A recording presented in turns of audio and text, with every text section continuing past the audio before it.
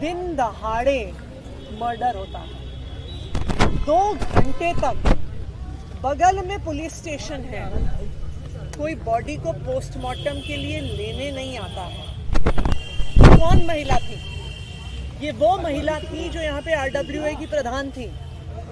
ये वो महिला थी जो 3 साल पहले अपने पति के हुए मर्डर में मेन गवाह थी, जो गैंगस्टर्स के खिलाफ खड़े होके पुलिस के सामने, कोर्ट के सामने गवाही दे रही थी। और आज दिल्ली की कानून व्यवस्था का ये हाल हो गया है कि वही लोग जो गवाह उनके खिलाफ गवाही देने वाला था, दिन दहाड़े उसका मर्डर कर देते हैं। क्या हाल कर दिया है भारतीय जनता पार्टी और उनकी इस ट्रिपल इंजन की सरकार ने दिल्ली का। रोज दिल्ली में मर्डर हो रहे हैं। 2 दिन पहले कल्याणपुरी में मर्डर हुआ, फिर यहाँ पे कल शालीमार बाग में मर्डर हो गया है, लाल किले पे बम ब्लास्ट हुआ, कुछ दिन पहले पीतमपुरा में शूट आउट हुआ।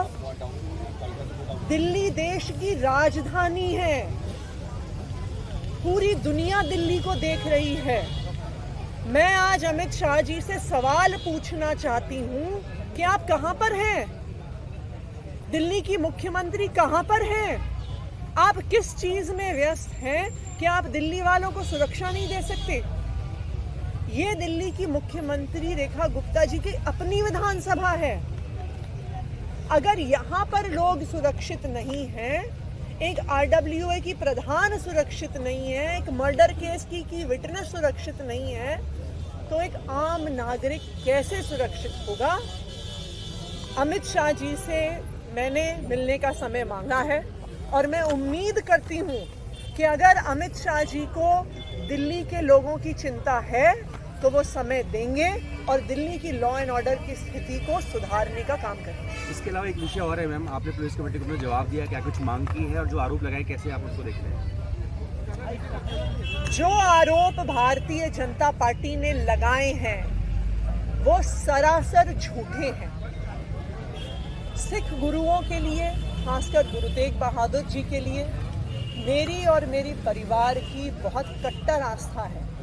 मैं तो खुद ऐसे परिवार से आती हूँ जहाँ पे परिवार का, उस पीढ़ी का सबसे बड़ा लड़का गुरुद्वारे में जाता है, सिख बनता है समाज की सेवा के लिए। आप ये याद करिए कि ये झूठ बोलने की जो आदत है ना कपिल मिश्रा जी की, ये कोई नई आदत नहीं है। ये वही कपिल मिश्रा हैं जिन्होंने झूठा आरोप लगाया था कि मैंने अपनी आंखों से अरविंद केजरीवाल को पैसे लेते हुए देखा, और फिर यही कपिल मिश्रा को कोर्ट के सामने माफी मांगनी पड़ी थी और कहना पड़ा था कि मैं झूठ बोल रहा हूं। और आज फिर से यही होगा। जो कोर्ट केस, जो FIR जालंधर में इनके खिलाफ हुआ है, जो कोर्ट ने आदेश दिया है कि जो कपिल मिश्रा का बयान है, जो वीडियो है, वो झूठा है, कपिल मिश्रा को इस मामले में भी माफी मांगनी पड़ेगी और कहना पड़ेगा कि वो झूठे हैं। गुरुओं का अपमान कपिल मिश्रा जी ने किया है अपनी टुच्ची राजनीति के लिए, पोल्यूशन पे चर्चा से भागने के लिए।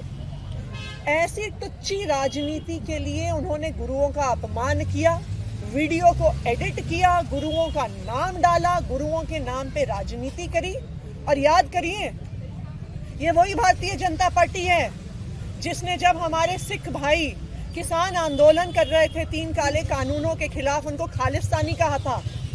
कपिल मिश्रा जी ने तो उनके खिलाफ ऐसी अश्लील भाषा का प्रयोग किया था जो हम सब यहाँ पे कह नहीं सकते। इन्हीं की कंगना रनौत जी, नितिन पटेल जी, मीनाक्षी लेखी जी ने कोई कसर नहीं छोड़ी थी हमारे सिख भाइयों को खालिस्तानी कहने में। भारतीय जनता पार्टी सिख समाज से नफरत करती है। ये नफरत आज की नहीं है, ये नफरत किसान आंदोलन में हमने देखी, ये नफरत आज हमने देखी है वो किस तरह से टुच्ची राजनीति के लिए गुरुओं का नाम लेने के लिए तैयार हैं। और कपिल मिश्रा का झूठा साबित होने के बाद भी ये भारतीय जनता पार्टी उन्हें डिफेंड कर रही है, उन्हें मंत्री पद से नहीं हटा रही है, तो ये बिल्कुल साफ है कि वो किस तरह से सिख समाज की नफरत के लिए नफरत